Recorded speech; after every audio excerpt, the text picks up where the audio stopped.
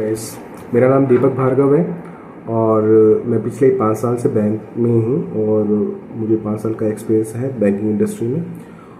आज अपना टॉपिक है इंडियन बैंक एसओ के अंदर assistant manager and or business relationship manager की पोस्ट पे।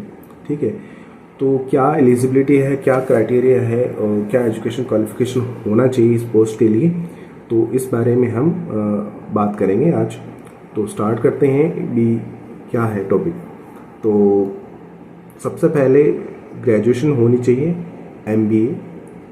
एमबीए किसी की हो रखी है तो इट्स ओके, अदरवाइज डिज़ायरेबल है ही, ग्रेजुएशन वाला भी अप्लाई कर सकता है, बट आपका एक्सपीरियंस होना चाहिए ऑफिसर ग्रेड फर्स्ट पे 1 साल का। ठीक है, और कोई कैंडिडेट्स जो कि वर्किंग है एज ए क्लर्क लेवल पे, उसको 3 साल का एक्सपीरियंस होना चाहिए। ठीक है, कोई भी प्राइवेट सेक्टर बैंक में या गवर्नमेंट बैंक में जो वर्किंग में है अभी हाल फिलहाल, तो वो भी अप्लाई कर सकते हैं इसके लिए। और एज का क्राइटेरिया इसका जो है 28 से लेके 38 तक की एज के लिए एलिजिबल है जो कैंडिडेट्स एज क्या है। तो इसमें एज रिलैक्सेशन भी है, तो आप उसके गो थ्रू जा सकते हैं नोटिफिकेशन में। ठीक है, तो मैं डिस्क्रिप्शन में नोटिफिकेशन इंडियन बैंक का दे दूंगा, आप वहाँ से भी चेक कर सकते हैं क्या एज क्राइटेरिया है, क्या एलिजिबिलिटी है। ठीक है, और बात करते हैं सिलेबस की। सिलेबस के लिए मैं आपको एक बुक, जैसे कि जेआईबी की जो प्रिपरेशन मोस्टली लोग कर रहे हैं या करते होंगे, जो भी प्रेफर करते हैं, मैकमिलन की बुक है PPB, principle practice of banking. ठीक है, तो मोस्टली जो बेसिक्स हैं बैंकिंग के, जो टर्म्स हैं या लॉज हैं, लीगल एथिक्स जो भी हैं, तो आप वहाँ से कवर कर सकते हैं।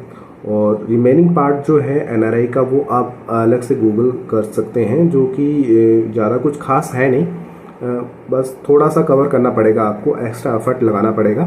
ठीक है, तो मोस्टली मैं आपको ब्रीफ कर देता हूँ क्या सिलेबस रहेगा। लॉज एंड रेगुलेशन हो गया, बैंकिंग रेगुलेशन, आरबीआई एक्ट है, नेगोशिएबल इंस्ट्रूमेंट है, पेमेंट एंड सेटलमेंट है 2007, आरबीआई सर्कुलर हो गए। आरबीआई सर्कुलर के लिए मैं आपको बता दूं, पिछले 6 महीने के आरबीआई सर्कुलर है जो मंथ वाइज आ रहे हैं, तो आप वो उनको कवर कर लीजिएगा, बेस्ट रहेगा।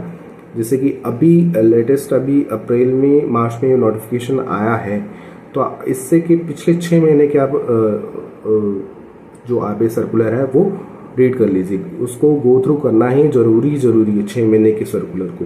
ठीक है, लेटेस्ट तो है ही है, पिछले 6 महीने के आरबीआई सर्कुलर को भी पढ़ना है, जो कि एग्जाम पैटर्न के ओवरव्यू से बहुत इंपॉर्टेंट है।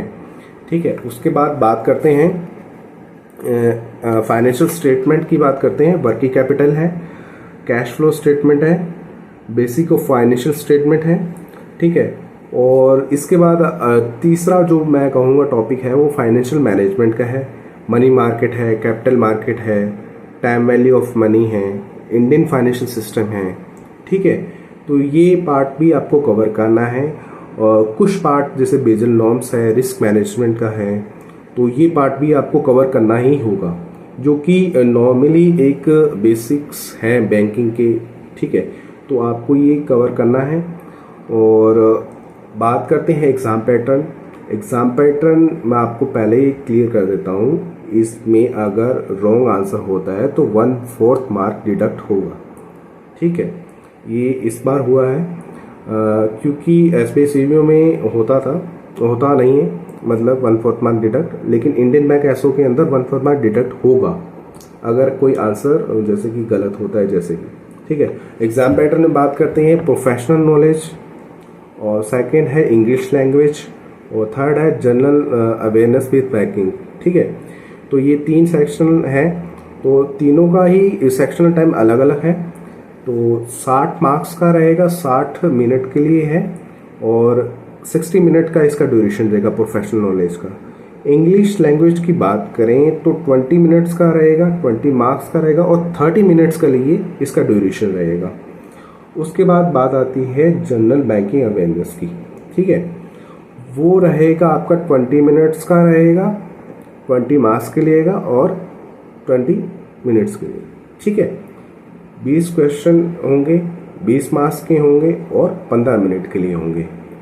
तो ये पैटर्न है, सेक्शनल टाइमिंग है सबके लिए अलग अलग, तीनों के लिए। प्रोफेशनल नॉलेज के लिए अलग से है टाइमिंग, अलग इंग्लिश लैंग्वेज के अलग से है, और जनरल अवेयरनेस जो है बैंकिंग का उसके लिए भी अलग से सेक्शन कट ऑफ दे, मतलब टाइमिंग दे रखी है। ठीक है, तो ये है ओवरव्यू सारा। तो ऑल द बेस्ट सबके लिए। अगर कुछ एक्स्ट्रा आपको इससे बैंक, इंडियन बैंक एसो असिस्टेंट रिलेशनशिप मैनेजर के रिगार्डिंग आपको कुछ पूछना है तो आप मुझे कमेंट कर सकते हैं, और या मुझे कांटेक्ट कर सकते हैं। मैं डिस्क्रिप्शन में आपको मैं लिंक दे दूंगा, मेल जो कांटेक्ट नंबर है आपको दे सकता हूँ, जिससे आप मुझे कांटेक्ट कर सकते हैं। इन कैरी ऑफ आपको कुछ क्वेरी हो तो आप मुझे कमेंट भी कर सकते हैं, और चैनल को सब्सक्राइब और लाइक करना जरूर ना भूलें। Thank you so much sir.